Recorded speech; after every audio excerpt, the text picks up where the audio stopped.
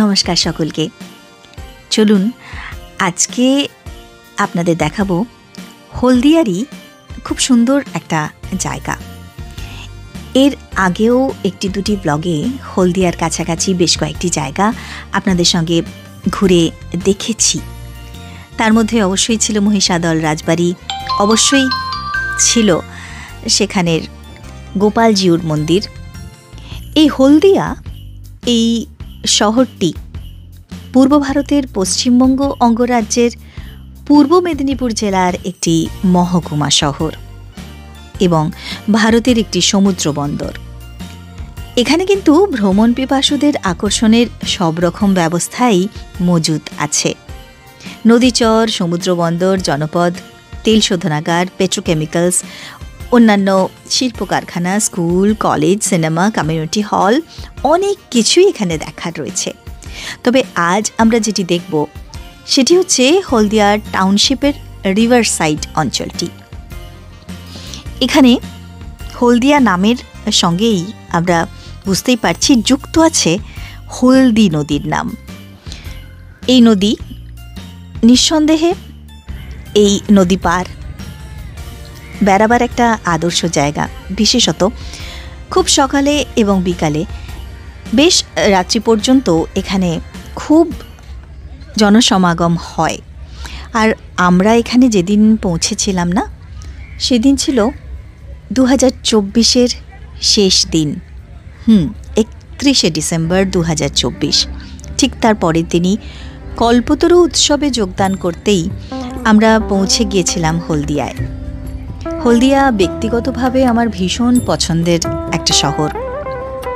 এত পরিষ্কার পরিচ্ছন্ন, সুন্দর, রাস্তাঘাটও এত সুন্দরভাবে ওয়েল মেনটেন্ড।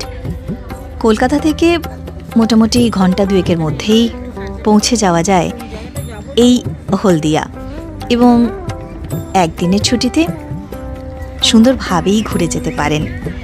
খুব উপভোগ্য এখানকার পরিবেশ, এখানকার এলাকা। এই যে দেখছেন, বছরের শেষ সূর্য অস্ত যাওয়ার পথে, আর সেই সানসেট দেখতেও বেশ কিছু মানুষ ভিড় করেছেন এখানে রিভার সাইডে। আমরাও তাই এখানে এই দৃশ্যটি দেখবার জন্য, সেই সঙ্গে এই কৃষ্ণ অর্জুন যে মূর্তিটি, এটিও ভীষণ দৃষ্টিনন্দন। আমার তো মনে হয় এই যে ঘাটটি পুরোটি খুব সুন্দর সাজানো গোছানো, সে তো নিশ্চিত, কিন্তু এই যে কৃষ্ণ এবং অর্জুনের যে স্ট্যাচুটি এখানে করা হয়েছে, বা যেভাবে সাজানোর একটা পার্ট হিসেবে এটাকে ব্যবহার করা হয়েছে, এটা কিন্তু এখানের মাহাত্ম্যকে এবং সৌন্দর্যকে বহুলাংশে বাড়িয়ে দিয়েছে। এখানে উল্টো দিকেই একে একে খাবারের পসরা সাজিয়ে বসছেন দোকানি ভাইয়েরা।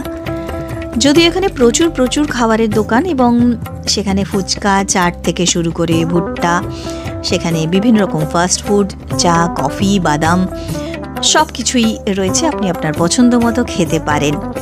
এখানে রয়েছে বজরংবলী, হনুমানজিরও একটি বিশাল মূর্তি। এই মূর্তিটি খুব সম্ভবত সারানোর কাজ চলছে।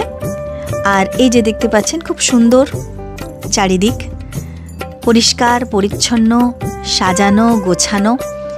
এই পরিচ্ছন্নতা কিন্তু ছবির মধ্যে হলেও নিশ্চয়ই অনুভব করতে পারবেন। আর যে জায়গা এত সুন্দর করে সাজানো গোছানো, সেখানে গিয়ে দুদণ্ড বসতেও সকলেই নিশ্চয়ই আনন্দ উপভোগ করেন। আর সেই সঙ্গে নদীর একটা আলাদা টান তো রয়েছেই। হলদি নদীর সঙ্গে হুগলি নদীর মিলনস্থল এটি। এখানে হলদিয়ায় এই দুটি নদী মিলিত হয়েছে, আর এখানে এই জাহাজের আনাগোনা দেখতে পাওয়া যায়। আর আগেই বললাম, সূর্যোদয় এবং সূর্যাস্ত দুটোই কিন্তু এখানে দেখার মতো। যেমন আজ এখানে আমরা এসেছি বছরের শেষ সূর্যাস্ত দেখতে, আর সেই সঙ্গে এই প্রার্থনা জানাতে 2025 সকলের জন্য অনেক অনেক আনন্দ, সুস্বাস্থ্য এবং সাফল্য বয়ে আনুক। সূর্য, তাকে তো বলা হয় প্রত্যক্ষ দেবতা, তাই তার কাছেই আমাদের এই প্রার্থনা। সেই সঙ্গে এখানে সাক্ষী রইলেন কৃষ্ণ, অর্জুন। এই ঘাটটিকে না, এখানের যারা এই অঞ্চলের বসবাস করেন তারা কৃষ্ণার্জুন ঘাট বলেন।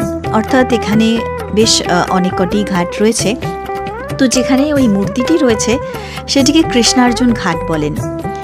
আর সেখানেই খুব বেশি জনসমাগম হয়। বসার জন্য কিছু পার্মানেন্ট সিমেন্ট নির্মিতই সোফা, চেয়ার এরকম বানানো রয়েছে। এছাড়াও যারা সকালবেলায় মর্নিং ওয়াকে বেরোন তারা এই নদীর পাড় ধরে দীর্ঘ পথ ওয়াক করতে পারেন। এত সুন্দর পরিবেশে ওয়াক করতে অবশ্যই ভালোই তো লাগবে, কারণ পরিবেশের শুদ্ধতা, এই আকাশ বাতাস আর চারিদিকের সুন্দর সবুজ বনানী, সব কিছুর সৌন্দর্য আমাদের মনকে আরও বেশি বেশি করে সুন্দর করে তোলে। আর এখানেই দেখছেন নদীর ঘাট বরাবর বেশ বাঁধানো লম্বা জায়গা। যখন খুব বেশি ভিড় হয়, বিশেষত গ্রীষ্মকালে, আমি একবার এখানে এসেছিলাম এবং সেখানে সন্ধ্যার সময় যখন এখানে এসে পৌঁছেছিলাম বিরাট ভিড় প্রত্যক্ষ করেছিলাম।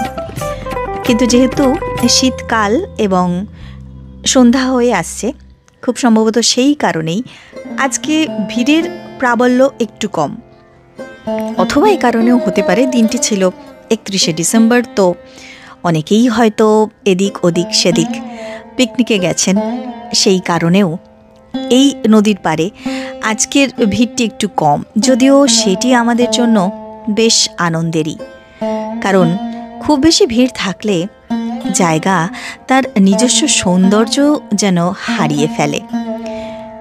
তাই এই সুন্দর সময়ে, সুন্দর পরিবেশে আমরা খুব ভালো করেই বেশ কিছুটা সময় এখানে বসে এই প্রাকৃতিক সৌন্দর্য উপভোগ করতে পারলাম। হলদিয়ায় যারা বেড়াতে আসবেন তারা কি কি দেখতে পাবেন? হলদিয়া বন্দর রয়েছে, যেটিকে হলদিয়া ডক কমপ্লেক্স বলা হয়। এটি কলকাতা বন্দরের সহযোগী বন্দর হিসেবে নির্মিত, তাই একে ডক কমপ্লেক্স বলা হয়। এটি কিন্তু বর্তমানে পশ্চিমবঙ্গের একক বৃহত্তম বন্দর। হুগলি নদী ও হলদি নদীর মিলন স্থানে হুগলি নদীর পশ্চিম উপকূলে এটি গড়ে উঠেছে। এছাড়া রয়েছে হলদিয়া পেট্রোকেমিক্যালস, যেটি ভারতের দ্বিতীয় বৃহত্তম পেট্রোকেমিক্যালস কারখানা।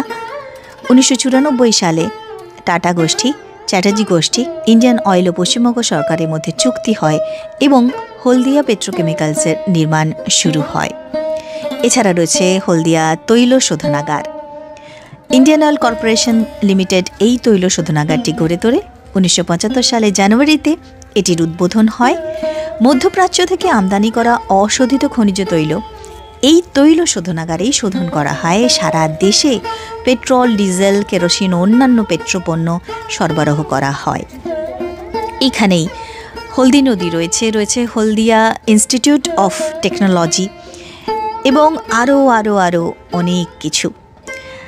আপনারা যারা আসতে ইচ্ছুক অবশ্যই আসতে পারেন হলদিয়ায় ভ্রমণের জন্য, বিশেষত শীতকালে বেশ লাগবে। ভালো থাকবেন সকলে। অনেক ধন্যবাদ সঙ্গে থাকার জন্য। Thank you so much.